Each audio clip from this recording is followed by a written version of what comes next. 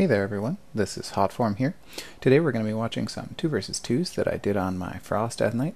And in these games I'm going to be playing with a Restoration Druid today. And we're going to be facing a variety of comps in 2 versus 2s bracket. The first one here we're going to be facing is a Holy Paladin and a Frost Mage. So I'm waiting for the Mage to come out of Invis right now. My goal is to attack the Mage because going for the Paladin isn't really a viable option. The Mage has a lot of ability to peel for him. And if he just gets away once or twice, he can completely negate my pressure, which means it's going to be pretty tough to land a kill. As well, the Mage, if he's left unchecked, is going to do a lot of damage, and he's really the only risk I have of dying. A Holy Paladin can't put out on any offensive pressure, so by going for the Mage, as long as I can lock him down successfully, then there's really not a lot he can do. And although it's going to take a while to kill him, because Mages obviously have an effective ability to kite and live, as long as I can see that I'm constantly winning the battle by just preventing their DPS from doing anything, then it's a successful strategy. I'm getting Frost over here. I killed his Water Elemental already once. I'm just using all my cooldowns right now to stick to the Mage, since I know he already cold snapped. He ice blocked really early, and he's got his second Water Elemental out already, so he's using his cooldowns as well, and I'm just trying to stick to him. By killing his Water Elemental, it's actually a huge turning point in the game if you can make sure that the Mage doesn't have a Water Elemental for a significant amount of time, because a Water Elemental does the sustained portion of a Frost Mage's damage. So once you remove that, the only damage you have to worry about is what the Mage is actually casting himself. And although he can try to line up some burst like here in a nice deep freeze combo, without any sustained pressure, it's going to be really difficult for him to land some kills. He fakes me there. I don't have Necrotic up at the moment because I got out healed, but by keeping Necrotic on the target, you get that slowing debuff, so it's really effective for making your cast easier. I'm going to grip the Mage here, and because I had to grip him but I knew his blink was up, I know immediately he's going to blink after the death grip because that's his first instinct. So I grip him and then I Dark Simulacrum, so that way I steal his blink, he blinked, I blinked, and then I'm right beside him. So it's a nice way to gain some ground, and you can use it once a minute, and pretty much every time you death grip a Mage and you know their blink is up, they're going to blink right away. So it's pretty easy to do. You just grip and then Dark Sim. The Mage is working on sheeping me at the moment, or just trying to control me, and I think he realizes he's not getting much done at the moment by trying to DPS me, because his burst was going nowhere when he did manage to get it off, and for the most part here I'm making his life miserable by just kind of controlling him as best I can and making sure that he doesn't get anywhere. If I was looking for something to suggest to the Mage, then either getting extra freedoms from his Paladin, because that would give him more mobility, would be effective, or just by using his Frost Novas to like ice lance them and get some damage in would be much more effective than what he's doing now. By just trying to run around and control me, he's not actually getting anything done, so he's just taking damage, and I have to wait sometimes, but although it's annoying, as long as I'm patient about it, then he generally just doesn't get any damage done. I'm saving my AMS here, just kind of waiting for an opportunity to use it. When I catch back up to him again, that's when I know he wants to CC me, so that's when I use it, is like after he's gotten some distance and I'm getting to him. That's when his stuff is going to be up, like Cone of Cold, Frost Nova, that I want to prevent, and that's when I just want to be able to get some time to sit on him. Because if he's gotten distance and I get to him and then I can't stay on him, he can get quite a bit of room and successfully get some damage off, which is not what I want to have happen.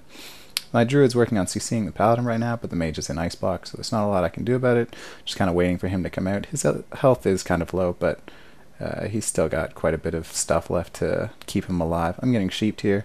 I tried to kick that, but I didn't quite make it in time. I interrupted the Frostbolt after, but luckily a Dispel from my healer kept me going. His Water Elemental is back out again. I do have AMS up, and it looks like they're trying to go for my Druid, which it's an okay strategy, but for a Mage Paladin, where they really have to land a kill, they're not going to win the mana game, going for a healer isn't that effective, because it would have to be pretty, he'd have to catch my Druid pretty off guard to be able to land a kill on him, especially with me attacking him. So there's really no way I could see him accomplishing that feat. Attacking me is a much more viable option, but obviously I'm making that difficult for him. Killing his Water Elemental again. Alright, he's trying to CC me. I Lichborn there because Lichborn prevents Polymorph. It makes you undead, so it actually prevents quite a bit of CC, like Sap, Polymorph, Hex, all those things that require a humanoid target. So it's just a good way to avoid getting controlled sometimes. He's dropping Ring of Frost here. I have AMS up, but I'm going to save it because he had hit me with the CC recently, so it's heavily diminishing now. This sheep, I'm pretty much immune at this point. I think either that or he has one more left. But Ring of Frost and sheep share diminishing return, so he's just kind of taking hits right now because he's trying to control me and not doing any damage. The Paladin's drinking up top. Looks like my Druid gets him, so that's nice. I'm just working on staying on the Mage. That was a bit of a waste of an AMS there because I used it after I was in Frost Nova. You want to use your AMS before you're hit with any controlling effects, so that way it's giving you time where they can't control you at all. But when you use it and you're already rooted, it's not going to be very effective. Get deep frozen here. It looks like I'm going to get sheep. I threw a death quill at him just to try to interrupt his casting time a bit, but he's just running around right now. The Paladin's getting controlled, but the Mage isn't really taking much damage. He's going to blink again. I'm going to blink to try to follow him. After that death grip, I do blink into the wall, so could have used some better blink aiming there, but what can you do? I get sheeped again, gonna get dispelled out. My Druid's relatively going unchecked. The Paladin has to spend his entire time healing the Mage, and because they don't have any pressure going, my Druid hasn't had to heal, so he mostly just gets to run around. With that deep freeze on my Druid, the Mage is getting off a decent amount of pressure here, but with my necrotics on him and the fact that I continue to maintain as much damage on him as I can, his ability to do damage is pretty limited. He only gets a few casts off from time to time when he fakes me or when I kick something else, or on the odd occasion that he has me CC'd. He gets bopped here. I'm in a polymorph, but I do trinket out of that. I'm just going to stay on him through the bop. Luckily, my diseases and my Howling Blast continue to hit him through that, so it doesn't actually harm my damage that much, especially when he's gotten some distance on me there. I get sheeped and Hammer of Justice, but I do get out of them eventually, and I'm just continuing to work on the Mage. He fakes me there, so he's going to get a few casts off, but just my pushback from hitting him and my Necrotic Strike mind-numbing effect is going to prevent him from doing too much. He's getting a sheep and a Ring of Frost on my Druid there. I'm going to AMS, and I'm going to try to keep to the outside of the AMS, of the Ring of Frost, sorry, so that it forces him into the inside, and that way I just know exactly where he's going to be at the end of it. And my AMS lasts almost the exact same duration as the Ring of Frost, so as long as I'm just patient for a few seconds after my AMS wears off, there's really no reason I should get stuck in a ring. Just continuing to hurt the Mage here. He's gotten some damage into my Druid, but my Druid's mana, although it's at about half, he really has the option to leave the battle whenever he wants. He just has to let me know, and then I can save a cooldown like AMS for it, and there's really no way that they can prevent him from drinking, because the Mage is constantly losing this battle to me. Mage has got his Water Elemental back out again here, and his Cold Snap should be up again soon, so I have to be on the lookout for a second Water Elemental soon after this one. Focus Kick on the Mage there just to stop him from doing anything while I was working on that Water Elemental. The Paladin's getting Cycloned again. I probably should have tried to follow that Cyclone up with a Hungering Cold, but I'm not too concerned about what the Paladin's doing at this point, because, you know, as long as I can keep the Mage in check, what the Paladin does is just kind of a healer battle. It's nice to line up some pressure, definitely, and follow a Strangulate after some Cyclones or a Hungering Cold like now, but you don't have to work too hard at it. You know, as long as you stay on the Mage, you're doing your job as a Death Knight, and that's really all that's expected of you. And you significantly win the battle anytime you can shut down a Mage as completely as you can. Mage is actually getting some nice crits there, getting some damage into me, but I do get a Swiftmend and some Hots, and largely the Mage's damage is just burst. You can see my health dipped kind of low there, but you have to tell your healer, like, no, it's fine. You don't have to worry about me. Although I'm at half health, that was all the damage the Mage has coming. And yeah, sure enough, 2 Life Blooms and a Rejuve easily taught me out of that damage. Mage is Ice Blocking again and Ring of Frost. I'm waiting till the end of the Ice Block, now I'm popping AMS, just because I know he wants to get some distance out of that Ice Block, so it's a great time to pop AMS because he's going to be stuck with me again. He can't blink until I Death Grip, because if he blinks and I have Death Grip up, I'm immediately going to Death Grip him. So he's always trying to get distance by just walking away, but that's relatively difficult for him to do because I'm a Frost Death Knight, so he's always slowed. The Paladin's mana is getting pretty low at this point. He's just used Divine Plea and he's back down to about 7k mana, so the battle looks like it's going pretty heavily in our favor. I'm just continuing to hurt the Mage, but at this point you can see that you're winning, and so there's no reason to change your strategy. You just, patience comes out on top. Although for quite a while in the battle it looks like, oh, you're not really doing anything by attacking the Mage. Eventually you will come through. As long as you can stop the other team from doing anything, then you're going to win the battle. As we come into this next arena here, just right off the start, it's a rogue and a frost death knight, so he's popping AMS right at the beginning. I'm going to necrotic him because necrotics continue to stack while AMS is up. It's not a magic effect, so that's pretty effective. And I'm going on the death knight here. The rogue has a lot of options to get away, but the death knight doesn't. And I'm using necrotics because he will try to heal eventually. As long as I can keep them up for the duration of the battle and not let the stack fall off, then it's pretty effective. And you can see his ghoul sack there goes nowhere. My druid is standing really close to me, and this is actually very important. Although it makes him somewhat of an option for a switch, most of the time teams like this that's a melee cleave will just commit to one target, and by standing that close he can save me when I'm in smoke bomb. Otherwise smoke bomb is really their only opportunity to kill me, because I have a lot of mitigation cooldowns, but if they can stop my healing with a double smoke bomb for quite a while, then I can get dropped pretty quickly. But when the druid is that close, he just steps in a few yards and it can save me from the smoke bomb kills pretty effectively. And it makes these battles look kind of trivial. You'll notice at the start I played really aggressive. I just kind of charged into him because I didn't want to get sapped. So he was charging me, I can charge him, and the faster I get in combat, the better. In this next game here, we're going to be facing a Unholy Death Knight and a Restoration Shaman. And I'd like to mention against Shamans that Howling Blast won't hurt totems. Even if you target the totem, it won't hurt it, and it won't absorb grounding totem effects either.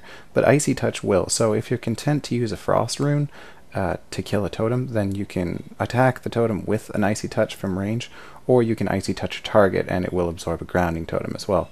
So it's a good way to deal with totems, since Howling Blast seems to not apply to that. The Death Knight's starting hard on my druid here. With his gargoyle out already, I'm just going to look to peel the Death Knight a bit at the start here. I haven't used any of my DPS cooldowns, so I'm just going to shut down him for these first few seconds here, make sure that my druid lives okay, and then I'm going to switch to the shaman and try to do some damage to him with my cooldowns up and see what I can do. But because he popped his early, there's no reason for me to not just be patient and make sure that he doesn't get anything accomplished in that amount of time.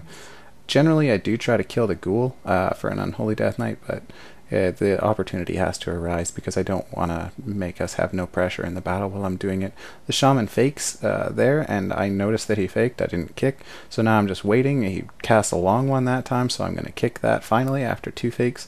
And now his health's getting pretty low, so I can tell he's kind of nervous. Kill the grounding totem there.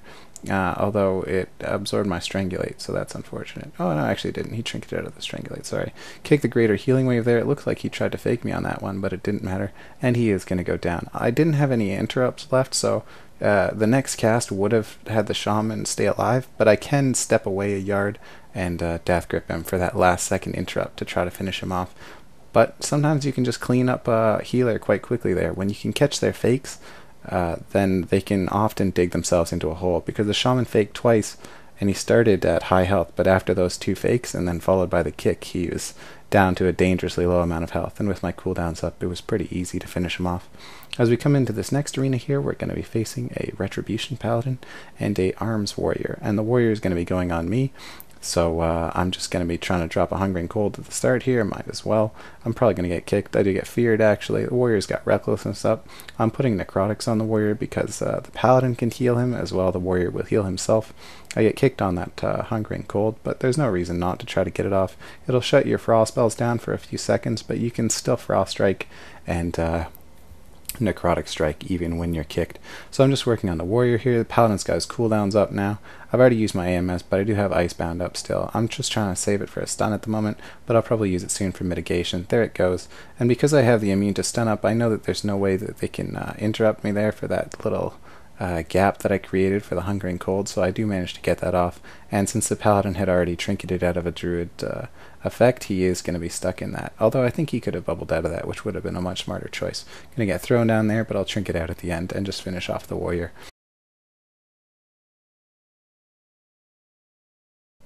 As we come into the final arena of the day here, we're going to be facing a Retribution Paladin and a Restoration Shaman on runes.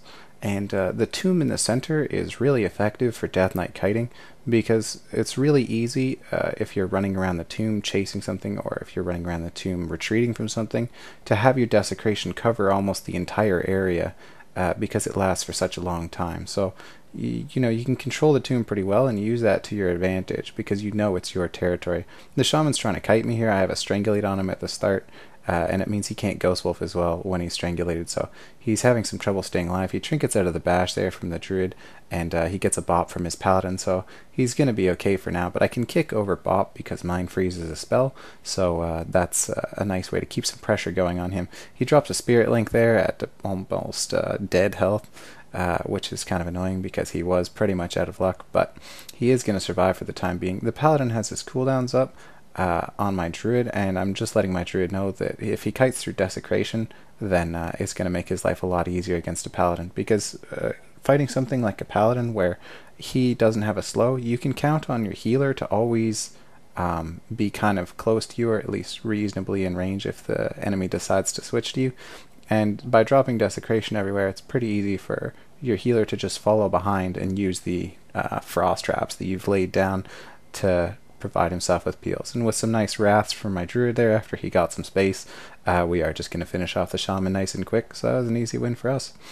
So that's about all there is for today, guys. I hope you enjoyed the video, and I would like to mention that next time I was thinking about including game sound as well in my videos, so let me know what you think of that. I hope you all enjoyed, and I will see you next time.